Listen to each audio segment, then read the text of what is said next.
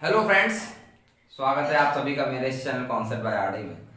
तो आज बहुत दिनों बाद जो है हम लोगों के दर्शन होते हुए फाइनली आज का क्या हम लोग का टॉपिक है। तो जो टॉपिक हम लोग चल रहा था सीरीज में है ना, क्लासिफिकेशन ऑफ एलिमेंट्स में चल रहा था। तो टोटल हम लोग जो है पार्ट 3 तक डिस्कस कर चुके हैं। ठीक है, तो आज के पार्ट हम लोग क्या डिस्कस करने वाले हैं।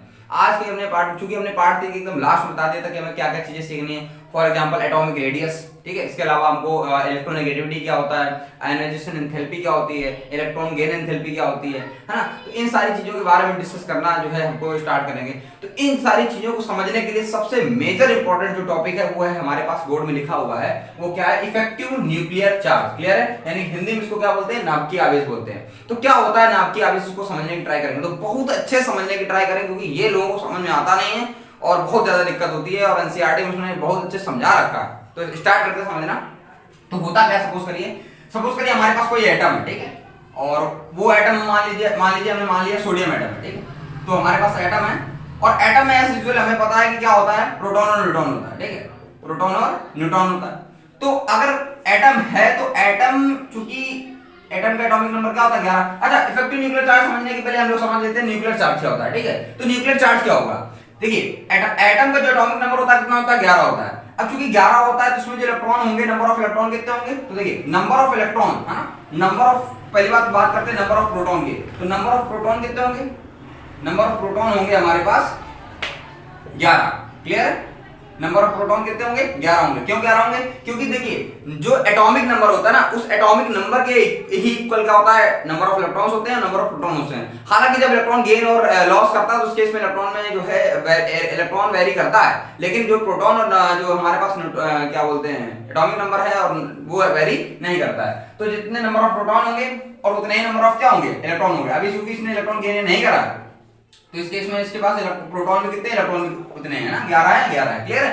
तो ओवरऑल इसके पास जो न्यूक्लियर चार्ज है कितने का है, 11 का। बहुत अच्छे समझना है इसके ऊपर न्यूक्लियर चार्ज क्यों, क्योंकि देखिए न्यूक्लियस में होता है प्रोटॉन और न्यूट्रॉन, और चूंकि प्रोटॉन पे प्लस चार्ज होता है ना, प्रोटॉन पे अगर हम बात करें क्या होता है, प्रोटॉन पे पॉजिटिव चार्ज होता है, न्यूट्रॉन क्या होता है, न्यूट्रल होता है। ओवरऑल अगर हम बात करें तो ओवरऑल जो न्यूक्लियस में चार्ज होगा कैसा होगा, प्लस होगा। क्लियर है, समझ पा रहे ना बात को, कि प्रोटॉन और न्यूट्रॉन, जो प्रोटॉन होता है उसके ऊपर क्या होता है, प्लस चार्ज होता है, यानी पॉजिटिव चार्ज होता है, जबकि न्यूट्रॉन न्यूट्रल होता है, उसके ऊपर कोई चार्ज नहीं होता। तो ओवरऑल जो पॉजिटिव चार्ज आएगा क्या आएगा, पॉजिटिव आएगा। और ओवरऑल जो चार्ज है कितना है न्यूक्लियस में, 11 है। ठीक, अब बात करते हैं इसकी सेल की। तो हमें पता है कि अगर 11 इलेक्ट्रॉनिक, अगर 11 है इसका एटॉमिक नंबर, तो इलेक्ट्रॉनिक कॉन्फ़िगरेशन करेंगे कितना आएगा, 2,8,1। ओवरऑल कितनी सेलें हैं, 3 सेलें हैं। 3 सेल है, इसका मतलब थर्ड सेल है, थर्ड सेल से बिलोंग करता है। क्लियर है। इसके अलावा अगर हम बात करें तो इसके वैलेंस इलेक्ट्रॉन कितना, 1 है। तो देखिए ये फर्स्ट सेल है तो इसको हम लोग K मान लेते हैं, इसको L, और इसके बाद क्या मान लेते हैं, M। तो K-L-M-N यानी 1, 2 और 3। ओवरऑल हमारे पास कितनी सेलें होंगी, 3 सेलें होंगी, 1, 2 एंड 3। अब देखिए पहली सेल में कितने इलेक्ट्रॉन होंगे, 2 इलेक्ट्रॉन होंगे, ठीक है। दूसरी सेल में इलेक्ट्रॉन कितने होंगे, 1, 2, मतलब पूरा ओवरऑल पूरा जो सर्कल है पूरा कंप्लीट होगा। फाइनली यहाँ पर कितने होंगे, 8 इलेक्ट्रॉन। हम बना नहीं रहे, आप समझ रहे होंगे कि यहाँ पर 8 इलेक्ट्रॉन है। और फाइनल जो लास्ट सेल में इलेक्ट्रॉन कितने हैं, 1 है। अब यहीं पे हमको समझना है कि आखिर ये न्यूक्लियर चार्ज क्या होता है। तो न्यूक्लियर चार्ज हमने बता दिया, जो न्यूक्लियस के अंदर जो चार्ज है वही क्या कहलाता है, न्यूक्लियर चार्ज कहलाता है। अब ये समझना है कि आखिर इफेक्टिव न्यूक्लियर चार्ज क्या होता है। ध्यान से देखिए, एक्चुअली में होता क्या है कि जो भी न्यूक्लियस में चार्ज है, ठीक है, तो इसमें एक फोर्स ऑफ अट्रैक्शन लग रहा होता है। आपको पता होगा कि जो फोर्स होता है, कूलॉम्स लॉ का जो फोर्स होता है क्या होता है, डायरेक्टली प्रोपोर्शनल होता है Q1 Q2 बटे R²।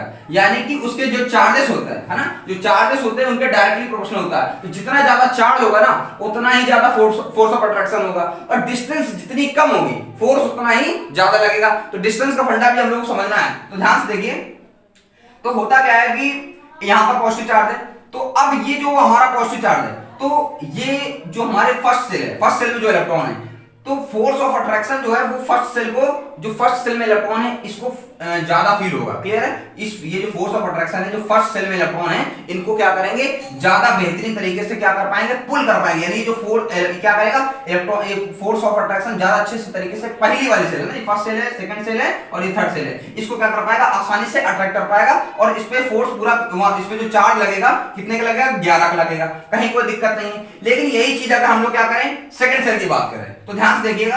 अच्छा, होता क्या है कि ये क्या कर रहा है, इलेक्ट्रॉन को अपनी तरफ क्या कर रहा है, अट्रैक्ट कर रहा है ना, ये इलेक्ट्रॉन को अट्रैक्ट कर रहा है, यानी कि जो पॉजिटिव चार्ज है, यानी कि जो फोर्स ऑफ अट्रैक्शन, जिस फोर्स ऑफ अट्रैक्शन से इसको इलेक्ट्रॉन को अपनी तरफ पुल कर रहा है, इसको बोलते हैं अट्रैक्शन फोर्स, ठीक है। और अगर हम बात करें कि ये क्या करते हैं, ये जो सेकंड सेल के फर्स्ट सेल के जो इलेक्ट्रॉन है, सेकंड सेल को क्या करेंगे, रिपेल करेंगे, ठीक है। रिपेल क्यों करेंगे, क्योंकि चूंकि इलेक्ट्रॉन इलेक्ट्रॉन ना, ये अट्रैक्शन फोर्स मैंने दिखाया यहाँ पर, ये अट्रैक्शन है, अट्रैक्शन फोर्स है, और यहाँ पर ये जो हमने एरो दिखाया ये हमने, ये क्या है, रिपल्सन फोर्स है, क्लियर है। ये अट्रैक्शन है, यानी ये चूंकि अट्रैक्ट कर रहा है, और ये चूंकि फर्स्ट सेल के सेकंड सेल को क्या करेंगे, रिपेल करेंगे, क्योंकि इलेक्ट्रॉन इलेक्ट्रॉन आपस में सेम चार्जेस होते हैं, एक दूसरे क्या करते हैं, रिपेल करते हैं, क्लियर है। अब ध्यान से देखिए, अब यहां पर क्या कर रहा है, ये इलेक्ट्रॉन को अपनी तरफ क्या कर पा रहा है, खींच पा रहा है इसको ज्यादा अच्छे से। लेकिन यहीं पर अगर बात करें सेकंड सेल की, तो सेकंड सेल वाला जो है दूर पड़ रहा है, तो दूर पड़ने की वजह से क्या होगा, ये वाला जो ये खींचना तो चाहता है उतने अच्छे से, लेकिन ये डिस्टेंस ज्यादा होने की वजह से ये उतना फोर्स ऑफ अट्रैक्शन नहीं लगा पाएगा जितना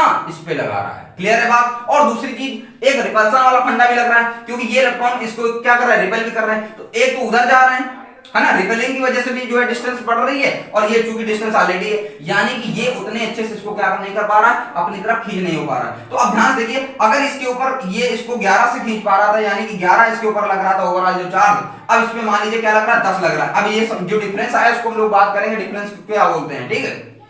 तो अब इस पे मान लीजिए 10 ही लग रहा है, ठीक है। इसके बाद मान लीजिए अब देखिए ये और दूर हो गया, ठीक है, डिस्टेंस और बढ़ गई, तो डिस्टेंस बढ़ने के मान लीजिए इसको कितना लगा, इसके ये जो है 6 की वजह से 6 से खींच पा रहा है ना, क्योंकि डिस्टेंस बढ़ने की वजह से जो फोर्स ऑफ अट्रैक्शन क्या होने लगेगा, वीक होने लगेगा due to Coulomb's force, clear है।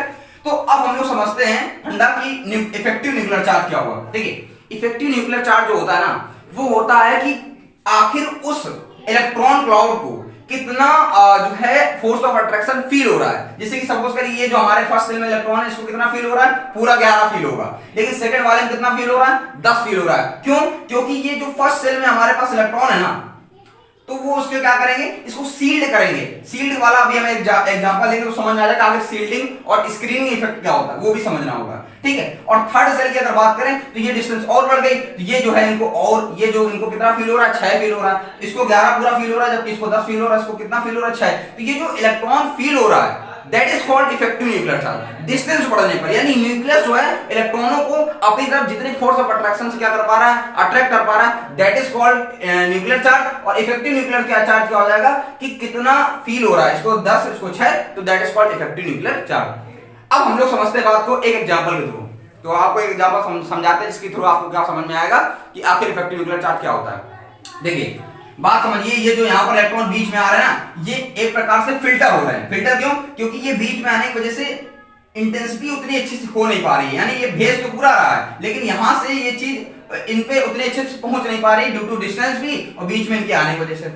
अब एग्जांपल क्या समझे, होता क्या है कि सपोज करिए हम पढ़ा रहे हैं, है ना, और सामने हमारे पास क्या है, बहुत सारे स्टूडेंट हैं। अब आपको हम अपनी कहानी बताते हैं कि हमने आईआईटी की प्रिपरेशन की थी, तो आईआईटी प्रिपरेशन में क्या होता है, बहुत सारे बच्चे होते हैं ना, और 400-500 बच्चे एक ही बैच में बैठे होते हैं। तो जो आगे बैठे होते हैं तो उनको तो बहुत अच्छे से समझ में आ रहा है, क्योंकि भैया वो टीचर के जैसा नजर में है और वो क्या कर रहा है, टीचर को समझ में भी आ रहा है। बट जो पीछे बैठे हैं, हम लोग बैक बेंचर्स हुआ करते थे, पीछे बैठने की आदत ज्यादा थी, ठीक है, तो हम लोग पीछे बैठते थे, तो हम लोग को आवाज सुनाई पड़ रही है, हालांकि सुनाई पड़ती है क्योंकि वो आराम से जो है माइक एक्स से बताता है, तो आवाज सुनाई पड़ती है। लेकिन अगर मान लो नॉर्मल जो बंदा बोल रहा है तो उतने अच्छे से नहीं सुनाई पड़ेगी। क्या इसका कारण है, इसका कारण सिंपल सा है कि डिस्टेंस बहुत ज्यादा है, तो इंटेंसिटी तो उतनी है, टीचर समझा तो उतने अच्छे से रहा है, लेकिन डिस्टेंस होने ज्यादा होने की वजह से वो उनको उतने अच्छे से सुनाई नहीं पड़ रहा है। तो जितना सुनाई पड़ रहा है ना, that is called effective nuclear charge. जो आगे वाले उनको ज्यादा अच्छे से, पीछे वाले कम। और चूंकि और जो फिल्टर भी हो रहा है, यानी बीच में रोज लगी है ना, तो जो चेयर्स की जो रोज लगी हैं, तो बेंचेस की, तो वो भी क्या कर रहे हैं, उनको एक प्रकार से इलेक्ट्रॉन्स को सील कर रहे हैं। इलेक्ट्रॉन्स का सील का मतलब क्या है कि पीछे जो लोग बैठे हैं तो वो जो आवाज है वो छन के जाएगी, क्लियर है, तो वो भी फंडा होता है। तो दैट इज कॉल्ड कि आपको इफेक्टिव न्यूक्लियर चार्ज हमारे हिसाब समझ में आ गया होगा कि एक्चुअल में इफेक्टिव न्यूक्लियर चार्ज ये होता है कि इलेक्ट्रॉन क्लाउड को, यानी न्यूक्लियस जो है वो किसी भी जो है सेल के जो इलेक्ट्रॉन होते हैं उनको कितनी तेजी से खींच पा रहा है, वो दैट इज न्यूक्लियर चार्ज। लेकिन वो इलेक्ट्रॉन को जो है वो जो फोर्स ऑफ अट्रैक्शन कितना फील हो रहा है, that is called effective nuclear charge, ठीक है। तो यहाँ पर जो हम लोग इफेक्टिव न्यूक्लियर चार्ज पढ़ना है, क्या पढ़ना है, इसको हम लोग रिप्रेजेंट किससे करते हैं, जेड इफेक्टिव से, ठीक है। अब जेड इफेक्टिव क्या हो जाएगा, ध्यान समझिए, जेड इफेक्टिव जो हो जाएगा, ओवरऑल को एटॉमिक नंबर कितना है, मान लीजिए इसका एटॉमिक नंबर 11 है, तो जो चार्ज होगा वो भी कितना होगा, उसी बराबर। तो जितना एटॉमिक नंबर है उतना ही उसका चार्ज होता है। बट आप ध्यान से देखिए, इसको पूरा 11 फील हो रहा है, बट इसको कितना फील हो रहा है, 10, इसको 6, यानी डिफरेंस आ रहा है यहाँ पर। इनके बीच में कितने डिफरेंस, 1 का, इनके बीच में कितना डिफरेंस, 4 का। तो ये डिफरेंस ही क्या कहलाता है, ये डिफरेंस कहलाता है शील्डिंग इफेक्ट। क्या कहलाता है, शील्डिंग इफेक्ट। इसको हम लोग किससे रिप्रेजेंट करते हैं, शील्डिंग इफेक्ट को हम लोग रिप्रेजेंट करते हैं सिग्मा से। क्लियर है। एक्चुअली शील्डिंग इफेक्ट कांस्टेंट होता है, ठीक है, आप एक प्रकार से ये बोल सकते हैं शील्डिंग इफेक्ट कांस्टेंट है, इसको हम लोग सिग्मा से। तो चूंकि 11 फील होना चाहिए था, बट चूंकि डिस्टेंस की वजह से क्या हो गया, ये चीज कम हो गई यहाँ पर, यानी कि वो यहाँ पर शील्ड बिल्कुल 0 है क्योंकि पहली सेल है। यहाँ पर शील्ड कितना का हो गया, 1 का, यहाँ पर कितने का होगा, 4 का। तो जो जेड इफेक्टिव होता है क्या होता है, जेड माइनस सिग्मा होता है। तो आपको हमारे हिसाब से समझ में आ गया होगा कि क्या फंडा होता है इफेक्टिव न्यूक्लियर चार्ज का। क्लियर है।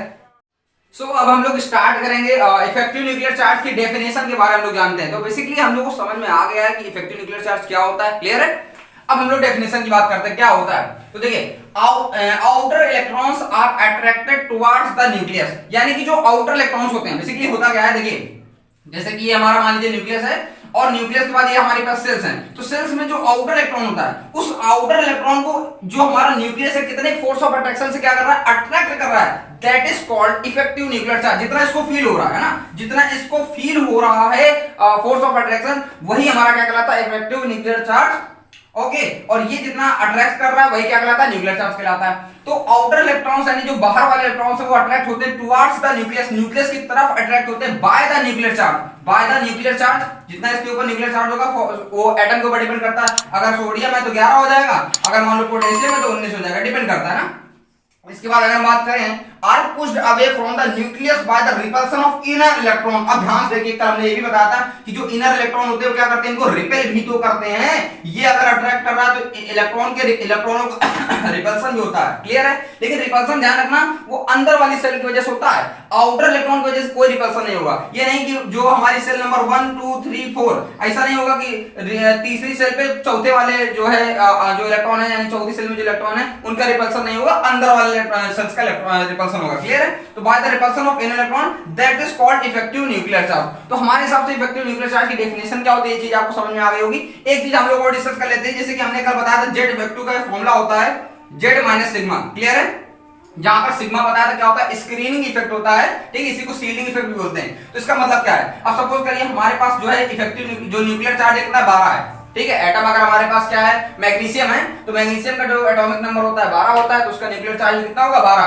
तो अगर मान लीजिए 12 है और इसको फील कितना हो रहा है, 8। जेड इफेक्टिव का मतलब क्या होता है, कितना फील हो रहा है, बेसिकली ये मैटर करता है। यानी इफेक्टिव न्यूक्लियर चार्ज का कितना है, 8 है, यानी 8 फील हो रहा है, यानी कि शील्ड कितना हो जा रहा है, तो 4 शील्ड हो जा रहा है। क्लियर है बात। तो 12 में से 4 जाएगा 8 आ जाएगा, यानी 8 फील हो रहा है, 4 शील्ड हो जा रहा है, यानी कि छन जा रहा है, पहुंच कितना रहा है, मैटर वो करता है, और 12 था। तो ये इफेक्टिव न्यूक्लियर चार्ज का फंडा था। अब हम लोग स्क्रीनिंग इफेक्ट की डेफिनेशन के बारे में जानेंगे, देन नेक्स्ट हम लोग एटॉमिक रेडियस और उसके बारे में आगे डिस्कस करते हैं।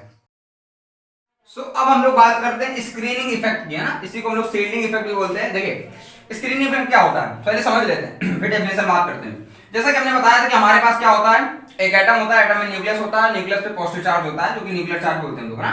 तो अब यहाँ पर हमारे पास क्या है, सेल्स है, ठीक है। अगर हम इसको कोई भी एटम मान ले, सपोज करिए भाई सोडियम मान लेते हैं, सोडियम का एटॉमिक नंबर कितना होता है, 11। तो एटॉमिक नंबर अगर 11 है तो उसके ऊपर जो न्यूक्लियर चार्ज होगा वो भी कितना होगा, 11 ही होगा, क्योंकि number of proton equal to number of electron equal to number of proton होता है। क्लियर है। तो यहाँ पे आपको सपोज करिए कि इसको पूरा 11 फील हो रहा है, यानी कि इफेक्टिव न्यूक्लियर चार्ज की जो वैल्यू है पहले वाले में। क्लियर है। यानी कि ये वाला इसको उतने ही पावर से खींच पा रहा है, क्योंकि बहुत पास है ना, जितनी डिस्टेंस बढ़ती जाती है उतना ही इफेक्टिव न्यूक्लियर चार्ज घटता जाता है ना, डिस्टेंस बढ़ने पे इफेक्टिव न्यूक्लियर चार्ज की वैल्यू घटती है। यहाँ पे मान लीजिए इसको कितना फील हो रहा है, 8 फील हो रहा है, और इसको हमने मान लिया कितना फील हो रहा है, 6 फील हो रहा है। क्लियर है। तो यहाँ पर क्या है कि जो आउटर मोस्ट इलेक्ट्रॉन है, यानी डिफरेंस कितना हुआ, इसको पूरा 11 फील, इसको 8 फील, इसको 6 फील, यहाँ पे डिफरेंस 3 का, यहाँ पे डिफरेंस 2 का। तो जो डिफरेंस है, समझ रहे हो बात को, जो डिफरेंस है वही हमारा क्या कहलाता है, स्क्रीनिंग इफेक्ट। यहाँ पे 3 है, यहाँ पर 2 है, तो यही हमारा क्या कहलाता है, स्क्रीनिंग इफेक्ट। अब समझते हैं इसको। The decrease in the force of attraction exerted by the nucleus, ये न्यूक्लियस जो इसके ऊपर क्या कर रहा है, फोर्स अट्रैक्ट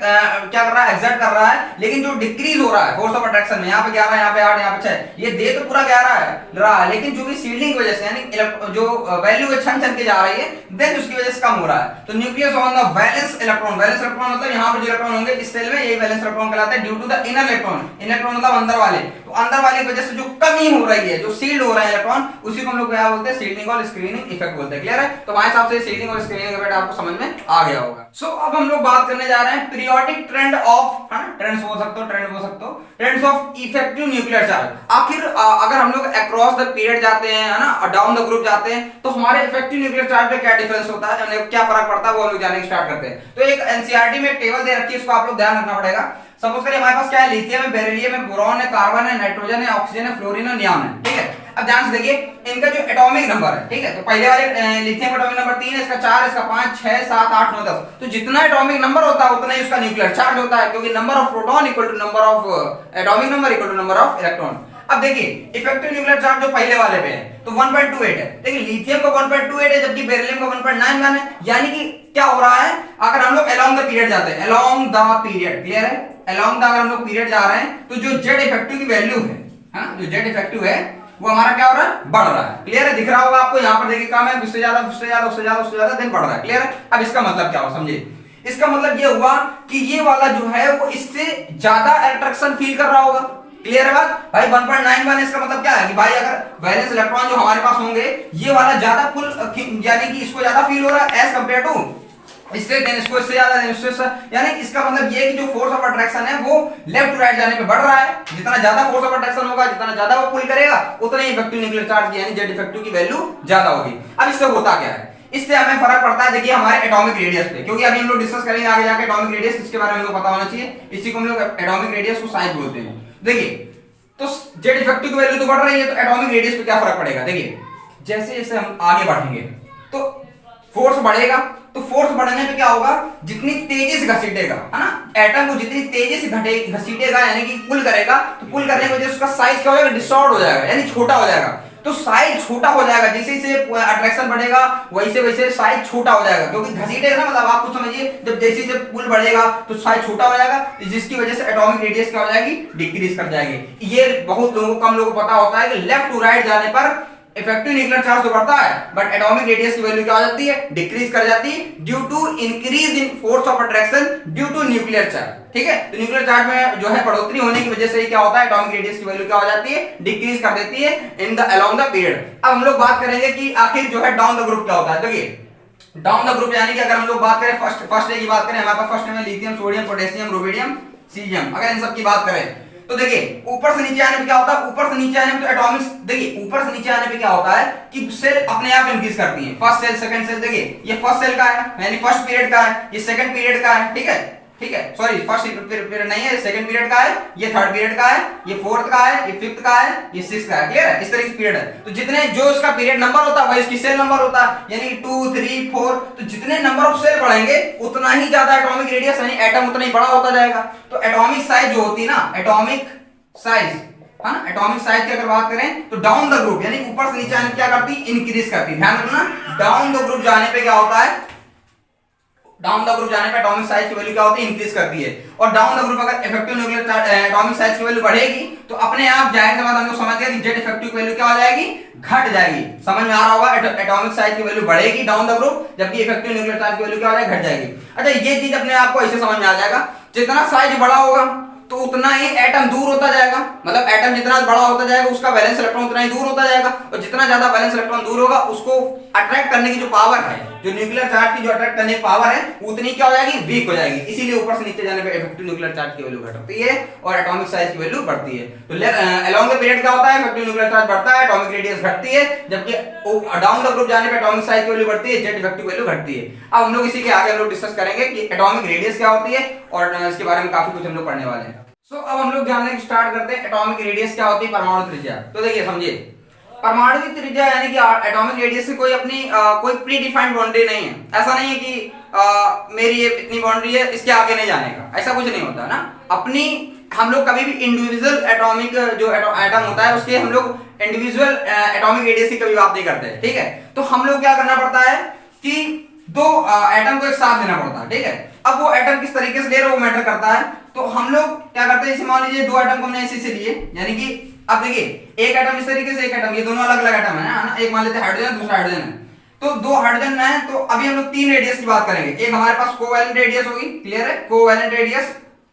सेकंड हम लोग बात करेंगे मेटेलिक रेडियस, मेटेलिक रेडियस। और थर्ड बात करेंगे हम लोग वैन डर वाल रेडियस। क्लियर है? तीन रेडियस की बात करेंगे। तो देखिए कोवेलेंट रेडियस कब होगी? जाहिर सी बात है जब कोवेलेंट बॉन्ड फॉर्म हो रहे होंगे। कोवेलेंट बॉन्ड कब फॉर्म होते हैं? जब दो नॉन मेटल आपस में क्या करते हैं, म्यूचुअल इलेक्ट्रॉन की अगर हम लोग की म्यूचुअल शेयरिंग करते हैं, यानी कि परस्पर साझा करते हैं इलेक्ट्रॉनों का, देन कोवेलेंट बॉन्ड फॉर्म करता है। ठीक है, अब यहां देखिए म्यूचुअल शेयरिंग हुई है, तो यहां पर ये इलेक्ट्रॉन है, यहां पर इलेक्ट्रॉन जो है क्या हुए हैं, आपस में क्या कर रहे हैं, कोलैप्स कर रहे हैं। क्लियर है? तो यहां से ये हाइड्रोजन है, ये हमारे पास हाइड्रोजन है। तो देखो होता क्या है कि ये इसका सेंटर है, ये इसका सेंटर है।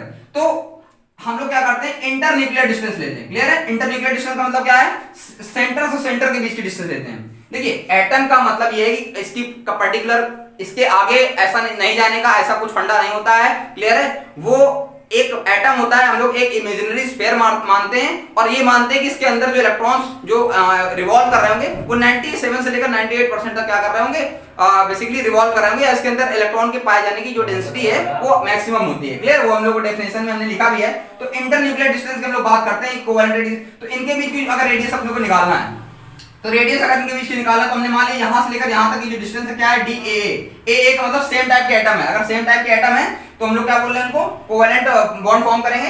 तो उनकी अगर रेडियस निकालनी है तो रेडियस क्या हो जाएगी, DAA/2, यानी ओवरऑल इनका यहां इनका पूरी डिस्टेंस ले लिया और 2 से डिवाइड कर देंगे, तो हमको पता चल जाएगी अगर यहां से लेकर यहां तक की जो रेडियस होगी क्या हो जाएगी, इसकी रेडियस पता चल जाएगी, इसकी पता चल जाएगी। इंडिविजुअल पर नहीं पता कर पाते है ना, दो एटम को एक साथ लेना पड़ता है। क्लियर है? अब इसके एग्जांपल कौन कौन से हो सकते हैं? तो इसके एग्जांपल हो सकते हैं Cl2 ले लो, Br2 ले लो, I2 ले लो, F2 ले लो, है ना, N2 ले लो, इसको ले लो, उसको ले लो, सबको ले लो। क्लियर है? तो इस तरीके से जो है इनको हम लोग बोलते हैं क्या, इनको हम लोग बोलते हैं होमोन्यूक्लियर डायटोमिक मॉलिक्यूल, यानी सेम टाइप के अगर एटम आपस में कंबाइन करते हैं और वो भी नॉन मेटल होते हैं तो क्या फॉर्म करते हैं, कोवेलेंट बॉन्ड फॉर्म करते हैं, जिसकी हम लोग बात किया कोवेलेंट रेडियस। कोवेलेंट रेडियस क्या होती है, जब आपस में जाहिर सी बात है कम हो रहा है, आप लोग देख पा रहे होंगे, तो ये कम होती है, काफी कम होती है, और इसमें होती है नॉन मेटल्स में, इसीलिए नॉन मेटल की जो एटॉमिक साइज होती है, एटॉमिक रेडियस होती है, काफी कम होती है। अब हम लोग आगे बात करेंगे मेटली रेडियस और वैन डर वाल की, और देन एक पीरियोडिक हम लोग ट्रेंड देखेंगे, एक टेबल देखेंगे उसको किस तरीके से वेरी करते हैं। क्लियर है? अब हम लोग बात करते हैं एटॉमिक रेडियस में ही।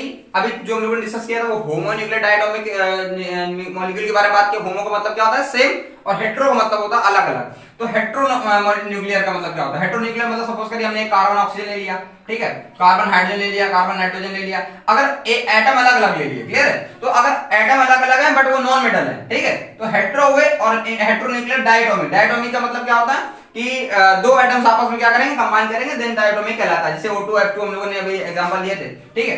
तो यहाँ पर भी सेम चीज है, यहाँ पे एक एटम है और यहाँ पर भी दोनों एटम है, ठीक है, और इनके बीच में इलेक्ट्रॉन क्या हो रही है, म्यूचुअल शेयरिंग होती है, एज यूजुअल वी नो। तो यहाँ से क्या हो रहा है, तो डिस्टेंस जब हम लोग उनके बीच की अगर हम लोग रेडियस निकालना चाहते हैं, एटॉमिक रेडियस निकालना चाहते हैं, तो इनके बीच की डिस्टेंस हमने क्या मान लिया, DAB मान लिया। क्लियर है? DAB मान लिया। तो जो रेडियस निकाले फंडा होता है क्या होता है, RA, यानी इसकी रेडियस प्लस RB माइनस करते हैं हम लोग 0.09 है ना, 0.09 डेल्टा साई। ये इस तरीके से हम लोग जो है ये वैल्यू फाइंड आउट करते हैं। ये कैसे निकाला?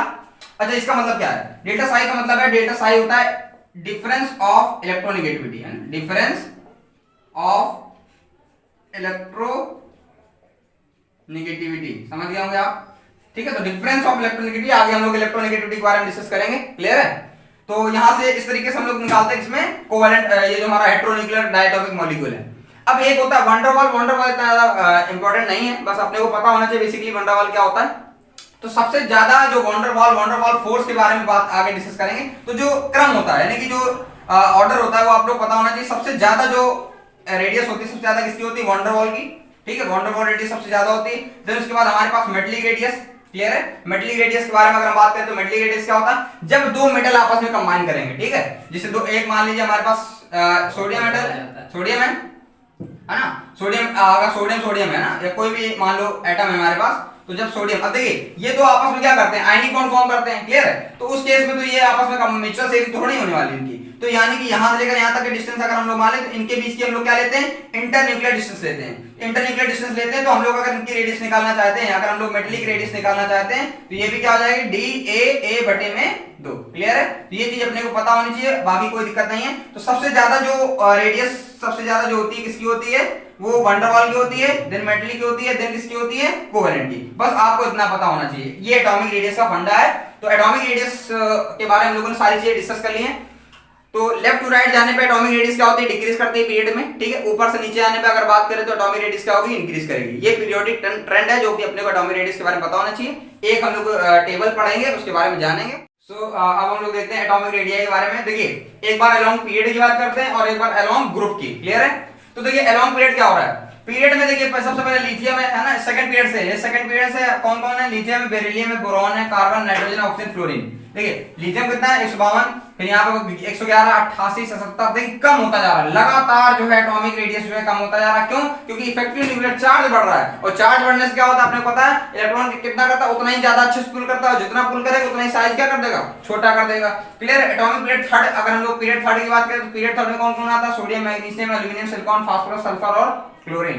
तो देखिए एक 186 से 160, 143 लगातार कम हो रहा है, और फाइनली जाके कितना आ गया, 99 आ गया। तो यहाँ पे अलोंग द पीरियड हम लोगों ने जो है टेबल भी देख ली, एनसीईआरटी में अच्छे से लिखी हुई है, डिफाइन है, तो समझ में आ गया होगा अलोंग द पीरियड क्या होती है, एटॉमिक रेडियस घटती है। अब हम लोग बात करते हैं अलोंग द ग्रुप। तो अलोंग द ग्रुप क्या होता है, ऊपर से नीचे आने पे क्या होता है, लिथियम, सोडियम, पोटेशियम, रुबिडियम, सीरियम, ठीक है। तो हमने लाइन में लिख दिया, हालांकि पीरियड में नहीं है, ग्रुप में है। तो यहाँ पे देखिए एटॉमिक रेडियस क्या हो रही है, बढ़ रही है। क्यों, क्योंकि साइज बढ़ता है, साइज बढ़ने से क्या होता है, सेल नंबर ऑफ सेल क्या होती है, इंक्रीज कर जाती है, जस्ट बिकॉज ऑफ दैट जो है एटॉमिक रेडियस क्या होती है, इंक्रीज कर रही है। ये चीज यहाँ पे भी फ्लोरीन, क्लोरीन, ब्रोमीन, आयोडीन, एसिटिन, तो इन सब की भी क्या हो रही है, एटॉमिक रेडियस लगातार इंक्रीज कर रही है due to increase in shell, clear है। तो सेल में इंक्रीमेंट की वजह से जो है ग्रुप में, अब यानी कि हम लोग बोल सकते हैं कि ग्रुप में है ना, ग्रुप में ऊपर से नीचे आने क्या करती है, अगर हम लोग डाउन द ग्रुप जाते हैं तो एटॉमिक रेडियस क्या करती है, एटॉमिक रेडियस बढ़ती है, ठीक है। इसका मतलब ये डाउन द ग्रुप जा रहे हैं। और अलोंग द पीरियड करते हैं, अलोंग द पीरियड की अगर बात है तो अलोंग द पीरियड क्या होती है, एटॉमिक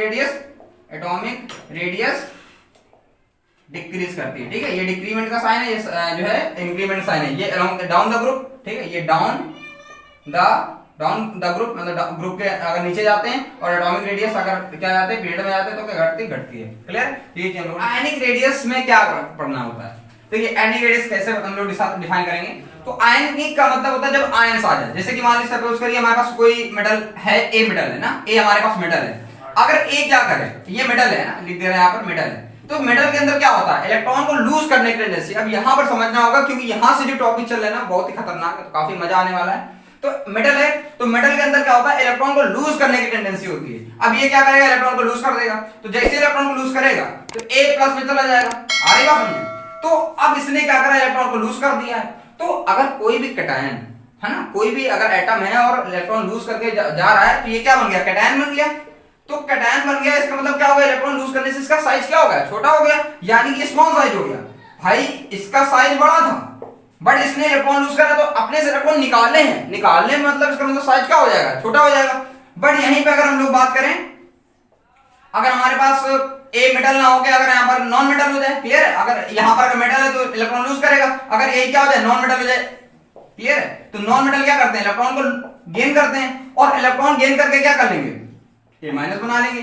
इसका मतलब ये है कि ये अपना साइज बड़ा कर लेंगे, क्लियर है। भाई इलेक्ट्रॉन गेन कर रहे हैं, और मतलब ऑलरेडी इनके पास इलेक्ट्रॉन थे और ले लिए इलेक्ट्रॉन, तो जब कोई इलेक्ट्रॉन ले लेगा तो और चीजें हो गई बेहतर तरीके से। जैसे क्लोरीन है ना, क्लोरीन अगर हम एक इलेक्ट्रॉन लेता है तो क्या बन जाएगा, Cl माइनस, यानी इलेक्ट्रॉन क्या कर लिया इसने, गेन कर लिया। तो फाइनली इसने A माइनस बनाया, यानी इस यहाँ पर इसका साइज क्या हो जाएगा, लार्ज हो जाएगा, जबकि यहाँ पर साइज इसका क्या हो जाएगा, स्मॉल हो जाएगा। तो कहने का मतलब ये है कि जब कोई कैटायन अपने इलेक्ट्रॉन लूज करता है तो उसका साइज कम हो जाता है, जबकि यहाँ पर अगर इलेक्ट्रॉन कोई भी एनायन इलेक्ट्रॉन गेन करता है तो उसका साइज क्या हो जाता है, बढ़ जाता है। अब इसको हम लोग थोड़ा डिफरेंट फंडे समझते हैं। तो हम लोग बेसिकली आयनिक रेडियस का जो क्रम है, यानी कि जो ऑर्डर है वो निकालने के लिए आता है, लेकिन थोड़ा हम इसको अलग फंडे समझना चाहते हैं। देखिए अगर साइज छोटा हो गया, इसका मतलब क्या है, साइज छोटा होने से मतलब ये है कि जो हमारे पास इफेक्टिव न्यूक्लियर चार्ज है ना, वो जो अट्रैक्टिव पावर है वो बढ़ जाएगी। भाई साइज छोटा होने का मतलब वो ज्यादा अच्छे से घसीट पा रहा ना उसको, है ना। तो यहाँ से साइज छोटा होने की वजह से क्या होता है, इफेक्टिव न्यूक्लियर चार्ज की वैल्यू क्या हो जाएगी, जेड इफेक्टिव की वैल्यू बढ़ जाती है। तो जेड इफेक्टिव वैल्यू बढ़ने की वजह से एटॉमिक साइज क्या हो जाता है, घट जाता है। एटॉमिक साइज की अगर बात करें तो क्या हो जाएगा, घट जाएगा। अच्छा इसी को हम लोग दूसरे तरीके समझ सकते हैं। फॉर एग्जांपल हमारे पास क्या है, सोडियम मेटल है, ठीक है। सोडियम, हमारे पास सोडियम मेटल है, तो सोडियम का एटॉमिक नंबर कितना होता है, 11 होता है, ठीक है। इसी तरीके हम लोग अगर मान लो सपोज करो हम लोग ले लेते हैं फ्लोरीन ले लेते हैं, ठीक है, ठीक है। फ्लोरीन अगर हम लोग लिए, फ्लोरीन कितना होता है, 9 होता है। 9 का मतलब क्या हो जाएगा, 2,7 हम लोग बात कर लेंगे। तो देखिए अभी इसके पास कितने न्यूक्लियर चार्ज कितना, 11, इसके पास कितना है, 9 है। तो अब ये क्या करेगा, अगर मान लो इसने इलेक्ट्रॉन को क्या करा, लूज करा, तो इलेक्ट्रॉन लूज करने के बाद किसमें पहुंच गया, Na+ में। लेकिन इसने इलेक्ट्रॉन क्या कर लिया, गेन कर लिया। तो इलेक्ट्रॉन अगर गेन करेगा तो इसका मतलब क्या हो जाएगा, ये F- में हो जाएगा। ठीक है, तो यानी इसके इलेक्ट्रॉन को क्या करा, लूज करा, तो 11 से 1 चला गया, कितना आया, 10। इसके पास इलेक्ट्रॉन कितने हो गए, 10। जबकि इसने भी इलेक्ट्रॉन क्या करा, एक गेन ही करा है, तो 9 इलेक्ट्रॉन तो इसने एक गेन कर लिया, क्या हो गया, 10 हो गया। इसके पास भी इलेक्ट्रॉन कितने हैं, 10 हैं। इसके पास भी इलेक्ट्रॉन कितने हैं, 10 हैं। लेकिन बात समझना, इसका चार्ज, न्यूक्लियर चार्ज 11 है, इलेक्ट्रॉन 10 है। इसका जो न्यूक्लियर चार्ज कितना है, 9, इलेक्ट्रॉन 10 है। यानी कि पर इलेक्ट्रॉन पॉजिटिव चार्ज की हम बात करने जा रहे हैं, पर इलेक्ट्रॉन पॉजिटिव चार्ज। क्लियर? यानी कि यहां पर क्या हो रहा है कि 11 मतलब जो चार्ज इसका 11 है, यानी 11 प्रोटॉन 10 इलेक्ट्रॉन को क्या कर रहे हैं, अपनी तरफ अट्रैक्ट कर रहे हैं। जबकि यहां पर क्या हो रहा है, 9 प्रोटॉन क्या कर रहे हैं, 10 इलेक्ट्रॉन को अपनी तरफ क्या कर रहे हैं, अट्रैक्ट कर रहे हैं। तो यहां पर क्या है, यहां पर ये इलेक्ट्रॉन को ज्यादा अच्छे से क्या कर पाएंगे, पुल कर पाएंगे। क्लियर है? लेकिन यहां पर अच्छे से ज्यादा पुल नहीं कर पाएंगे, क्योंकि 9 लोगों को 10 लोगों को संभालना है, और यहां पर 11 लोगों को 10 ही लोग संभालना है। तो ज्यादा लोगों को कम लोग संभालना है, तो कोई दिक्कत नहीं है, बड़ी आसानी से हो जाएगा। यानी कि यहां पर जो हमारे पास जेड इफेक्टिव की वैल्यू है, क्या है, ज्यादा है, बेहतरीन तरीके से अट्रैक्ट कर पाएगा। जबकि यहां पर नहीं कर पाएगा, यहां पर क्या है, जेड इफेक्टिव वैल्यू क्या है, कम है। तो यहां पर ज्यादा है जेड इफेक्टिव, इसका मतलब इसका साइज क्या हो जाएगा, छोटा। इसी और यहां पर साइज क्या हो जाएगा, बड़ा। तो एनायन क्या करते हैं, इलेक्ट्रॉन को गेन करने के बाद उनका साइज क्या हो जाता है, बढ़ जाता है। जबकि कैटायन का साइज क्या हो जाता है, छोटा, क्योंकि पर इलेक्ट्रॉन पॉजिटिव चार्ज की वैल्यू यहां पर घट जाती है और यहां पर क्या हो जाती है, बढ़ जाती है। इसको हम लोग क्वेश्चन के थ्रू बहुत अच्छे समझेंगे, काफी अच्छा भी है, काफी बेहतरीन है। आई होप आपको समझ में आ गया होगा। अब एक क्वेश्चन लेते हैं तो उसके थ्रू क्लियर करते हैं। सो अब हम लोग एक एग्जांपल लेते हैं और इसके बाद डिस्कस करते हैं कि आयनिक रेडियस का जो ऑर्डर होना चाहिए, क्या होना चाहिए। देखिए ध्यान देखिए, हम एक चीज लिख दे रहे हैं, large number of positive charge, है ना, मतलब पॉजिटिव चार्ज जितना ज्यादा होगा, पॉजिटिव चार्ज जितना ज्यादा होगा, एटॉमिक साइज नहीं, आयनिक रेडियस, है ना,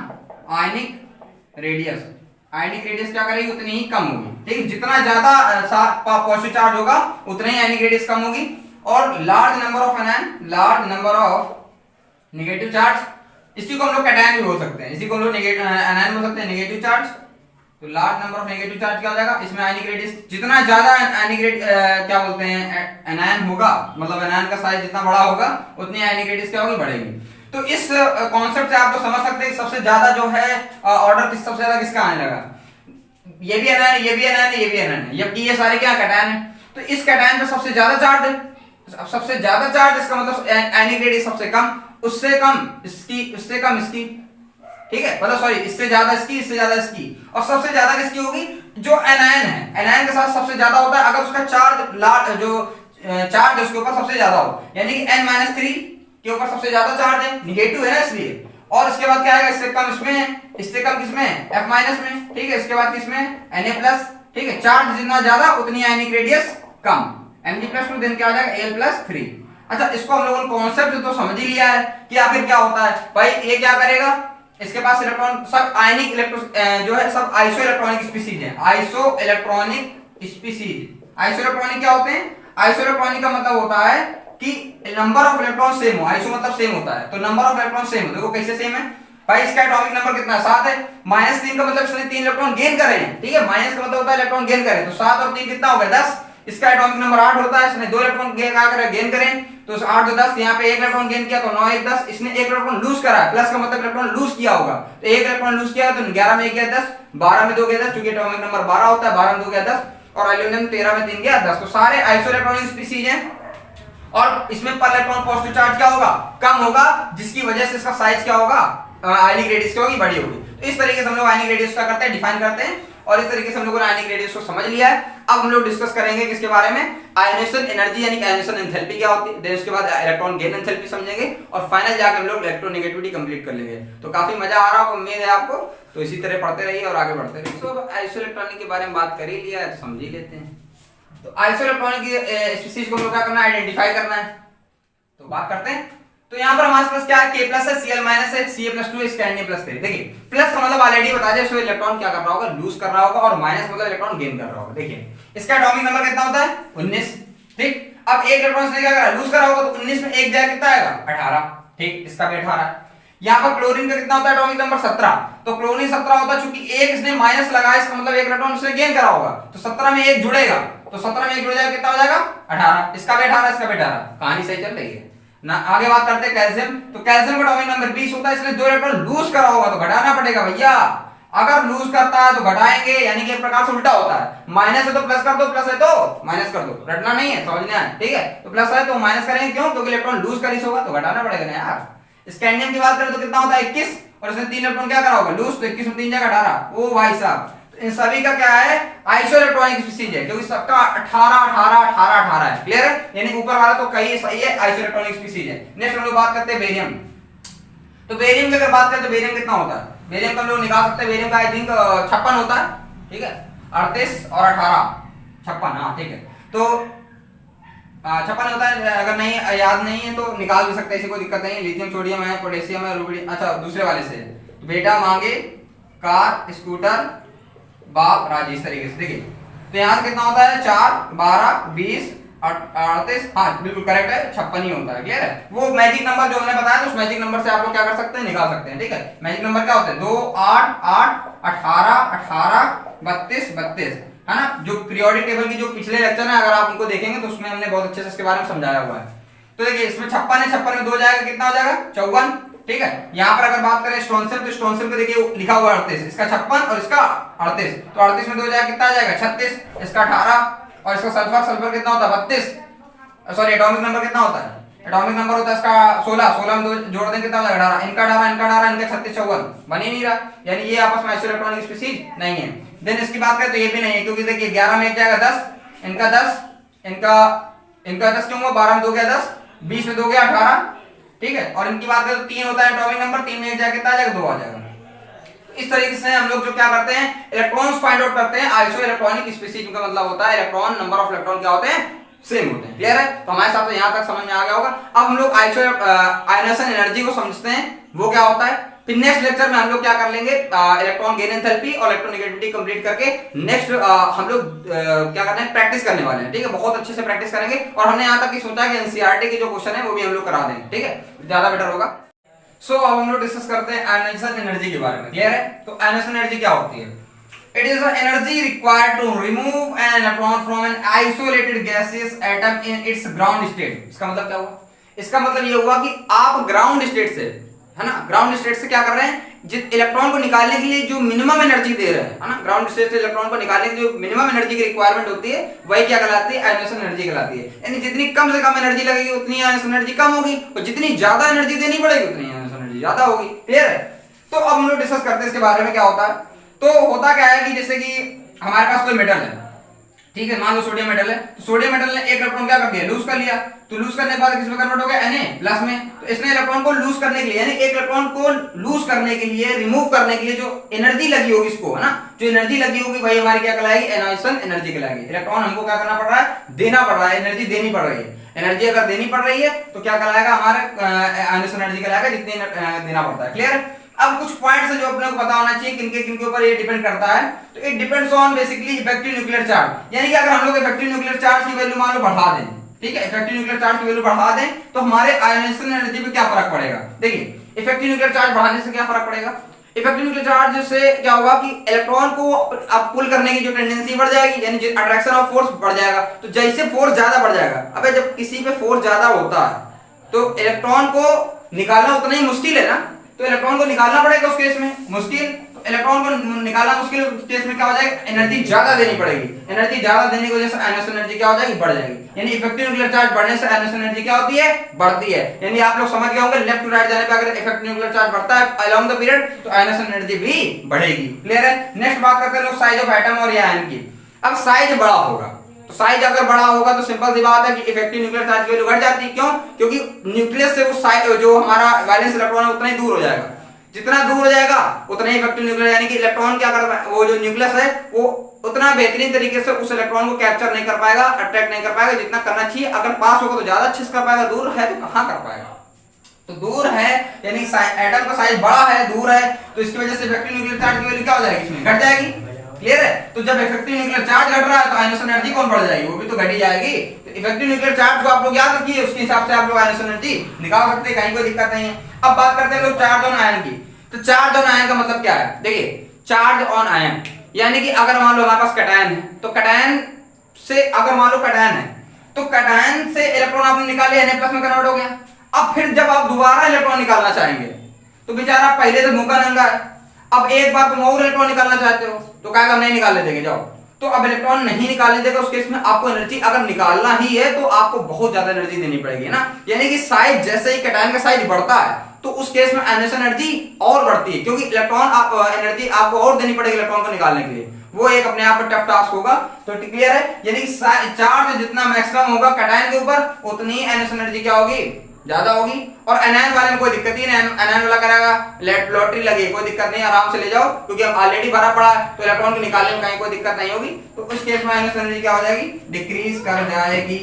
अब हम लोगों ने एटॉमिक जो हमारे पास आयनेशन एनर्जी उसके बारे में जान लिया कि चार्ज आयन पे चार्ज बढ़ने की वजह से आयनेशन एनर्जी क्या होती है? डिक्रीज करती है। और अगर एनायन का अगर हमारे पास साइज ज्यादा होगा तो उस केस में आयनेशन एनर्जी क्या हो जाएगी? डिक्रीज बढ़ जाएगी। क्यों? क्योंकि साइज बड़ा होता है तो फिर इलेक्ट्रॉन को निकालना डिक्रीज कर जाएगी अगर एनायन का साइज ज्यादा होगा, क्योंकि इलेक्ट्रॉन को निकालना आसान होगा उस केस में। क्लियर है? तो हमारे हिसाब से आपको समझ में आ गया होगा। तो वीडियो ज्यादा लंबी ना करते हुए अब यहीं पे खत्म करेंगे। बाकी जो चीजें बच गई है वो नेक्स्ट लेक्चर में कंप्लीट करेंगे, और एनसीईआरटी के क्वेश्चन भी हम करवाएंगे, केन शर्मा के भी करवाएंगे। तो आने वाले अभी 2 लेक्चर और आएंगे, देन उसके बाद ये पूरा टॉपिक कंप्लीट हो जाएगा। तो बहुत बेहतर तरीके से हम इस टॉपिक को कंप्लीट करें। हमें तो बहुत मजा आ रहा है, उम्मीद है आपको भी आ रहा होगा। तो इसी मोटिवेशन से हम पढ़ाते रहेंगे और आपको लगातार पढ़ते रहना। तो आपको करना क्या है? आपका काम क्या है? आप इस वीडियो को ज्यादा से ज्यादा शेयर करें, लाइक करें और कमेंट करें, और जो भी आपको डाउट आता है उसको कमेंट जरूर करें, क्योंकि अगर जब तक आप अपने डाउट नहीं पूछेंगे तो मजा नहीं आएगा। क्लियर है?